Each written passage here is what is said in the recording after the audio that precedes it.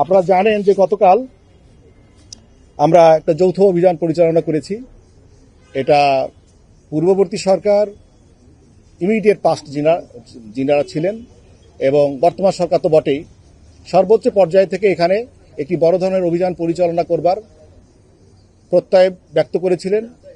আমাদের উপর এই অভিযান পরিচালনা করার দায়িত্ব অর্পিত হয়েছিল এবং যেহেতু এখন সবাই আমরা মাঠে আছি, বিশেষ করে বাংলাদেশ সেনাবাহিনীও মাঠে আছে, সেই জন্য সবাইকে নিয়ে আমরা একটা যৌথ অভিযান পরিচালনা করার চেষ্টা করেছিলাম এবং সেই অভিযান আমরা গতকাল অভিযান পরিচালনা করেছি। এই অভিযানে বাংলাদেশ সেনাবাহিনী থেকে প্রায় 500 জন, চট্টগ্রাম জেলা পুলিশের প্রায় 150 জন, চট্টগ্রাম মেট্রোপলিটন থেকে প্রায় 800, রেঞ্জ রিজার্ভ ফোর্স থেকে প্রায় 400 এবং পার্বত্য জেলা থেকে arm police battalion, border guards থেকে প্রায় 150 এবং র্যাপিড অ্যাকশন ব্যাটালিয়ন থেকে প্রায় 400 সহ 3173 জন আইন শৃঙ্খলা বাহিনী এখানে অংশগ্রহণ করে। এছাড়া জেলা প্রশাসন থেকে 7 জন নির্বাহী ম্যাজিস্ট্রেট সর্বত সবসময় আমাদের এই অভিযানে আমাদের সঙ্গে ছিলেন। এছাড়া 3টি হেলিকপ্টার, 15টি এপিসি আর্মার্ড পার্সোনাল ক্যারিয়ার যেগুলো বলা হয় এবং র্যাপিড অ্যাকশন ব্যাটালিয়ন সিএমপির 3টি ডগ স্কোয়াড এবং 12টি ড্রোন ব্যবহার করা হয়েছে।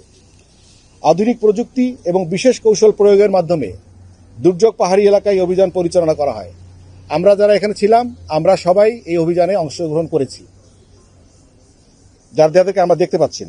এই যৌথ অভিযানে জঙ্গল সলিমপুর এলাকায় বিভিন্ন পাহাড়ি এবং দুর্গম এলাকায় একযোগে অবস্থান করে চিরুনি অভিযান পরিচালনা করা হয়। সন্দেহভাজন আস্তানা, ঝুঁকিপূর্ণ বসতি, পাহাড়ি পথ, গোপন স্থাপনা এবং অপরাধীদের সম্ভাব্য অবস্থানসমূহ তল্লাশি চালানো হয়।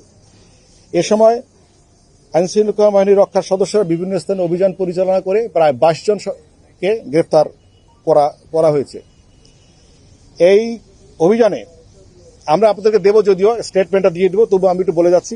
3টি আগ্নেয়াস্ত্র, 1টি দেশীয় পিস্তল, 1টি বিদেশি পিস্তল, 1টি এলজি, 27টি দেশীয় তৈরি পাইপগন, 3টি পিস্তলের ম্যাগাজিন, 27টি অস্ত্র তৈরির পাইপ, 61টি কার্তুজ, বিভিন্ন ধরনের প্রায় 1113 রাউন্ড গুলি, 11টি ককটেল বিস্ফোরক যেটা বলা হচ্ছে, 18টি হেক্সো ব্লেড যেগুলোতে বিভিন্ন জিনিস কাটা যায়, হাতুড়ি প্লাস রেঞ্জ, ড্রিল মেশিন সহ অন্যান্য অনেক জিনিসপত্র এখানে উদ্ধার করা হয়েছে। এছাড়া আপনারা জানেন যে তারা সিসিটিভি ক্যামেরার মাধ্যমে চারিদিকটা তারা অবজারভেশনে রাখতো এবং বিভিন্ন অবজারভেশন টাওয়ার তাদের ছিল এই বিভিন্ন পাহাড়ি জায়গায়। সেখান থেকেও তারা বিভিন্ন আইনশৃঙ্খলা বাহিনীর সদস্য সহ অন্যদের কার্যক্রম মনিটর করত। সেগুলো আমরা কালকে অলমোস্ট নষ্ট করে দিয়ে আসছি। সেখান থেকে তারা নজরদারি স্থাপন করত এবং আইনশৃঙ্খলা বাহিনীর গতিবিধি পর্যবেক্ষণের লোকে ব্যবহার করত। অভিযান পরিচালনা করে হতাহতের কোনো ঘটনা ঘটেনি এবং এখন এই অংশ আমাদের পুরোটা নিয়ন্ত্রণে রয়েছে। এখন জঙ্গল সলিমপুর এলাকায় ছিন্নমূল এবং আলীনগর এলাকায় আইনশৃঙ্খলা পরিস্থিতি স্বাভাবিক রাখা, অপরাধীদের পুনরায় সংগঠিত হওয়ার সুযোগ বন্ধ করা এবং স্থানীয় জনগণের নিরাপত্তা নিশ্চিত করার লক্ষ্যে সেখানে 2টি অস্থায়ী পুলিশ ক্যাম্প র্যাব এবং পুলিশের যৌথ উদ্যোগে আমাদের পরিচালিত হচ্ছে। এই দুটো আমরা আপাতত 2টো ক্যাম্প স্থাপন করেছি। পরবর্তী সময়ে প্রয়োজন অনুযায়ী এখানে আরো আমাদের কার্যক্রম পরিচালিত হবে। তো এই সংক্রান্তে অস্ত্র এবং বিস্ফোরক আইনে 3টি মামলা হয়েছে অজ্ঞাত ব্যক্তিদের বিরুদ্ধে। আমরা যদিও গতকাল উল্লেখযোগ্য কোনো ব্যক্তিকে পাইনি, কিন্তু যেহেতু আমরা সেখানে আমাদের ডমিনেশন আমরা স্টাবলিশ করতে পেরেছি, আমরা সেখানে যেতে পেরেছি, আমরা আশা করছি যারা বা যে সমস্ত সন্ত্রাসী বিভিন্ন সময় অপরাধ করে সেখানে লুকিয়ে থাকার প্রবণতা ছিল সেটা তারা আর করতে পারবে না।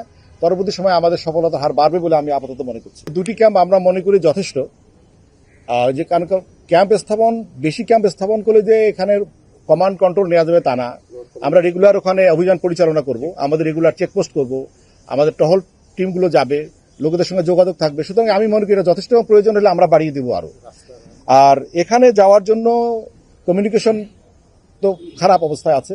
কমিউনিকেশন স্টাবলিশ করার জন্য আমরা কমিশনার মহোদয়কে বলেছি দ্রুততম সময়ে এখানে রাস্তা যেগুলো আছে এগুলাকে যাতে চলাচলের সহজতর করা যায় সে ব্যাপারে আমরা কাজ করব এখানে। আর পরের প্রশ্নটা ছিল যেন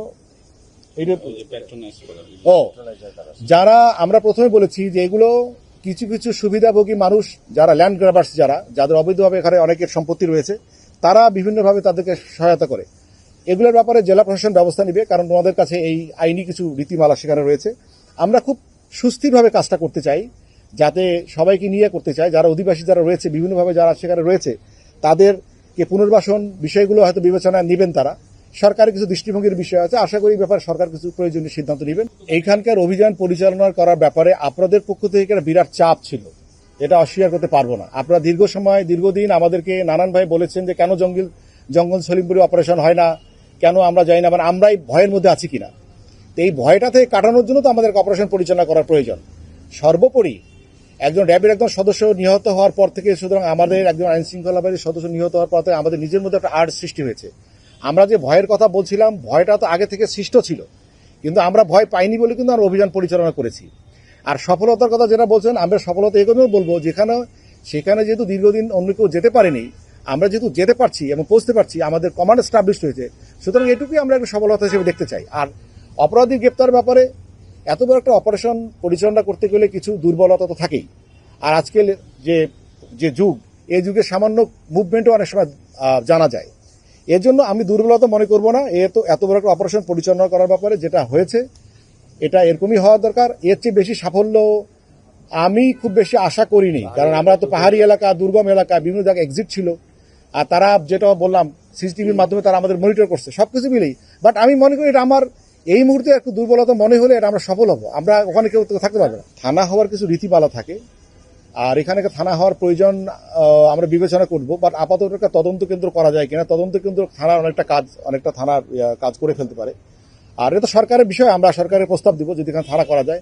বাট থানা করা, তদন্ত কেন্দ্র করা, এগুলো মুখ্য জিনিস না। মুখ্য হচ্ছে আপনার কমান্ড আছে কিনা। আপনার জায়গার উপর যদি কমান্ড থাকে, তাহলে তো থানা না করলেও চলে। সুতরাং কমান্ড প্রতিষ্ঠাই কিন্তু আমাদের মূল উদ্দেশ্য, এবং সেটা আমরা এখন থেকে সময় করতে পারবো।